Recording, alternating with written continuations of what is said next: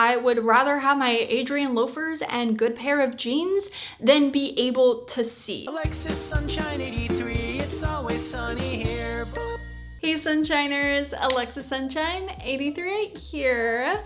So honestly, I wasn't going to upload a video this week because I am coming off of a 3-day migraine, and truly my mind, it's mush. But I had asked on my Instagram what videos you like to see from me, and somebody had requested that I do if I lost everything in my wardrobe video that Lainey had recently done. And so yes, I am stealing that idea. Basically, if I lost everything in my wardrobe, these are the things that I would immediately repurchase and just a need as a foundation to my style. I personally did 9 because I could not narrow it down, and I feel if I did truly lose everything in my wardrobe, these are the pieces that I think I could be good with for a while. I could mix and match within them. I could obviously add on to them. Also, a majority of my clothing is secondhand, and there are just things that I have never found like a new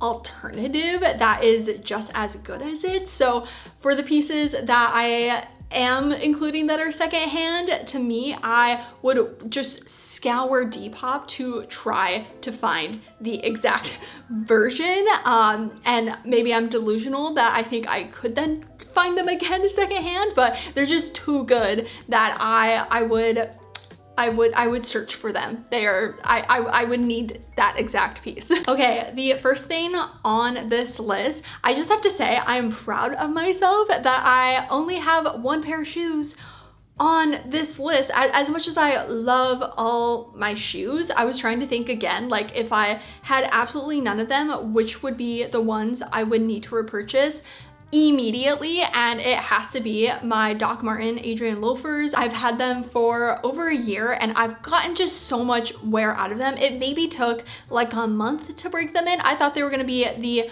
most stiff Doc Martens that I have bought, but truly no blisters. I haven't had any issues with them, and I can dress them up, I can dress them down. I maybe can't run a mile in them, but I feel like I could go on a walk in them and feel comfortable. I used to be a loafer hater, and it really wasn't until the Doc Marten Adrian loafers that I tried that now I'm obsessed with loafers. I personally think that they go with everything. That would just have to be the first thing that I repurchase. Not even like actual clothing, it would be those shoes. I would be absolutely devastated if I lost my denim collection. That has taken 6-7 years to collect beautiful secondhand vintage denim jeans that all of them have, I have them for a different purpose. They have a different fit, there's different washes, but there is 1 pair in particular that truly ticks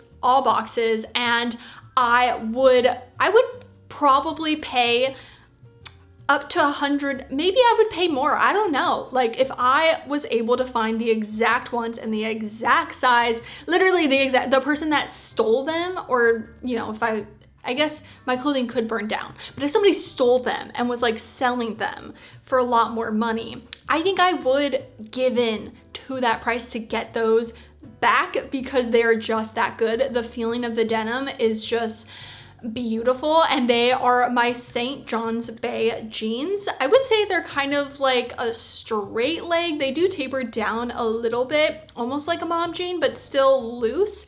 And again, they check so many boxes in that they fit me without a belt, but then also I can add a belt. They're comfy to where I personally feel like I can even lounge around in them. And again, the feeling of the denim is just unlike anything. I just have never found any new jeans that rival my secondhand jeans. I'm pretty sure I probably got those for like $8. Maybe they were the ones that I even found at the Goodwill outlet. I don't know, like pricing wise was amazing, but they're so good that I would pay more money for them. I do really enjoy Reformation jeans. A Goldie jeans can be kind of hit or miss. I did try some Gani jeans once, and I will say that feeling of denim was pretty breathtaking. I love a thick, rigid, non-stretchy pair of jeans. Personally, I know not everyone loves that, but I think that's why I love secondhand jeans, because so many of them are like vintage and just the denim was made so well. And the Gani jeans I had tried were more of a baggy flare, so I haven't tried any of their other styles. So again, I can't really compare it to specifically these St. John Bay jeans. Also, Levi's, I have never found a pair of Levi's that fit me anywhere near as good as all of my other secondhand pair of jeans. Again, not very helpful, and especially not helpful if anything happens to those jeans, because I don't know what I would do. I tried to include stuff on this list where I wouldn't want something that was just similar. I would need the exact piece, especially with it being secondhand. Like in this case, number 3 is a very specific black leather jacket that I actually thrifted this year. The brand is Pellet Studio, I'm pretty sure.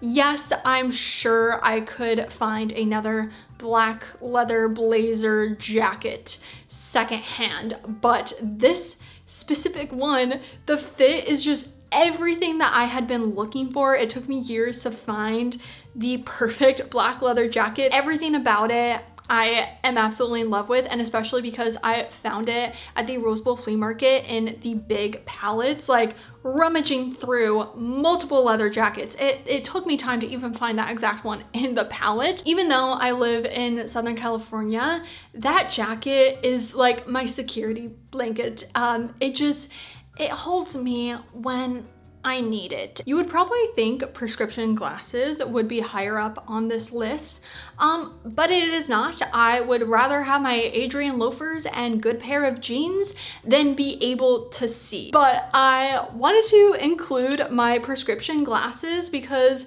number one, I would need my glasses to be able to see, but also I feel like these specific pair are just so cute. The fit is amazing. They don't give me headaches. As somebody that is prone to headaches and migraines, they don't hurt my head. I feel like they could just be a fashion, accessory, but with the addition of helping me be able to see. And these ones are from Glasses USA. They are the Ototo Waterloo in gold. I'll put the name of them because I'm sure I'm butchering that, but these are just adorable. I love the style of them. And then again, I can actually see. A top that I think would be a really great starting point for a new wardrobe would be a black boat neck top. The one I personally own is originally from Los Angeles Apparel, and if I had lost that one, I would instead purchase the Reformation boat neck top. I think it's called the Dusk Knit. A black boat neck top just makes me feel a certain sort of way. I don't know what it is, the silhouette on me, I just feel like I can take on the world. Even though it is so simple, it is so basic, it just does something for my confidence in a weird way. And the one that I own, it's okay, it does the job. I feel kind of silly with owning that one and then buying the Reformation one. So if I just didn't have that one anymore, I would instead buy the Reformation one. Similar to Lainey, I originally wasn't going to include a bag just because I'm not a bag person. I don't know, brand names really of bags, and I'm just not, very picky with bags. But when I was looking at my closet making this list, I looked over to my bags and I was like, okay, if I didn't have any of them, which ones would I actually go out and buy? And surprisingly, it would have to be my Kanken bag. I think I'm saying it wrong, but the Kanken bags. These were so popular back in 2017 up until probably 2020. They were like the Baggu it girl bag. This specific bag I have just loved ever since I bought it. I mean, I wouldn't say it's the aesthetic, like, I don't know, I don't wear it for fashion purposes. I mostly wear it for functional purposes. Like, number one, it has a crossbody, which I absolutely love. Number two, it has 2 compartments, and you'd be surprised with how small it is. It carries so much, and I am one of those people that just literally puts everything and anything in my bag, especially snacks. I always have multiple snacks, and I need a bag to be able to hold all of that, but then also make it easy to actually take out, and the 2 compartments just make such a big difference. Also, the strap doesn't tug my hair, something I found with Baggu bags. I don't know what it is about the strap. I'm very sensitive, but it does pull my hair, whereas my Kanken has never pulled my hair. I would actually feel a loss without owning this bag, so I felt like I needed to include it in this. I do think I would buy a different color than the color I have right now. I have like this, you know, warm yellow, which is super cute, but I don't think necessarily goes with everything in my wardrobe. I was trying to have a color that I don't wear, so it added something to my outfits. I don't know. I don't think I would get black though. Maybe like the deep purple that they have, possibly. I don't know, but I would definitely repurchase this bag because I have just enjoyed it. So there's never been a day where I'm like, I could say goodbye to this bag. And with all my other bags, I could say goodbye to them, but this one, I couldn't. Another piece that would be so difficult to find again is my patchwork red and black maxi skirt, although I did find it at the Rose Bowl a couple of months ago, so it is possible to find again. I did find mine at the thrift store for $1, which is pretty amazing, but that skirt is just so gorgeous, and I feel mixes in so many different parts of my personal style that as I was creating this list, it was, you know, pretty simple, plain pieces. And I think when you are purchasing a new wardrobe, a lot of times you're probably focusing on more of the, you know, quote unquote timeless pieces and, you know, neutrals, but figuring out a pattern or maybe like a wild color, something that maybe incorporates, you know, obviously something that you'll actually wear, but is maybe a little bit detailed, that speaks to your personal style, I think is really key starting from scratch a wardrobe. And this skirt is exactly that. I also think it goes with, you know, everything I've already talked about, and it's just such a good skirt. I went back and forth about if I was going to include like a white baby tee, like a white crop top, because that is such a core part of my style. I own so many baby tees, but honestly, I could thrift any brand baby tee and be totally fine. I have yet to find a baby tee where I'm like, oh my gosh, like this is the brand. I want all of my baby tees to be from this brand because the quality is that good. Truly across the board, from Jerf Avenue, Realization Par, even Aritzia, all of them are good, but I don't think any of them I am like, you know, drooling that they are the best baby tee in the world. And my Wild Fable baby tee, like crop top that I've gotten from the thrift store, I've been totally good with as well. But something similar to the black boat neck top, if I didn't have any of my white puffy sleeve tops anymore, the top I would buy instead, so I'm repurchasing the style but not the exact piece, would be the Gani poplin top, the little like white tie top. I know that this, I kind of go back and forth if it is a micro trend or not, because it has been around for a couple of years, but there's so many brands that have kind of knocked it off. H&M, I think even TJ Maxx or something, but specifically the Gani one, I did try it on at the store last year and I loved the fit. I loved it so much, but I mean, it's very expensive, so like that's a whole other thing. But the one reason why I really didn't buy it is because I was like, I already own so many white puffy sleeve tops, and I even own this like button up kind of frilly top that I got in a thrifted mystery box that I love. It's similar enough where if I owned the Gani one, I just feel like I own the same top just in slightly variations, but it really is exactly the same. And for how expensive it is, I just couldn't justify it.